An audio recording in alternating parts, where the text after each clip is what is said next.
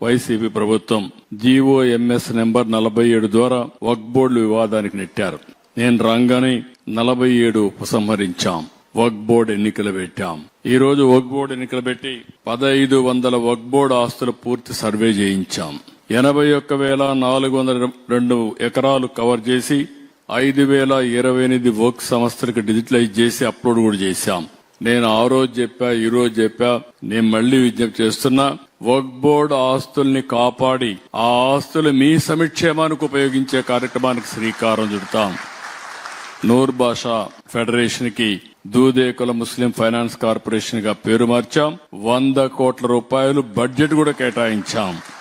గత బడ్జెట్ లో 5,434 కోట్లు కేటాయిస్తే ఈ సంవత్సరం ఆర్థిక ఇబ్బందులున్న 656 కోట్ల రూపాయలు జమ చేసి 6,090 కోట్ల రూపాయలు 26-27 బడ్జెట్ లో నిధులు కేటాయించామని చెప్పి కూడా నేను మీకు తెలియజేస్తున్నా. కబర్స్థాలు, ఈద్గాలు, సమాధులకు భూములు కేటాయించాం. ఉర్దూ అకాడమీకి ఒకప్పుడైతే గడిచిన ప్రభుత్వం ₹1,00,000 ఇస్తే ఒకేసారి 7 కోట్ల రూపాయలు ఉర్దూ అకాడమీకి డబ్బులు ఇచ్చాం.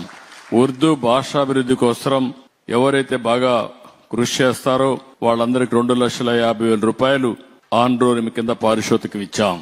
ఇది కాకుండా అబ్దుల్ హక్ అవార్డుకి ప్రోత్సహించి ₹1,00,000 నుంచి ₹1,25,000 ఇచ్చాం. జీవనకాల సౌపల్య పురస్కారానికి ఎంపికైన వారికి ₹25,000 అందిస్తున్నాం. ఉర్దూ ఘర్, షాదీ ఖానాల కోసం ₹2,80,00,000 కేటాయించాం.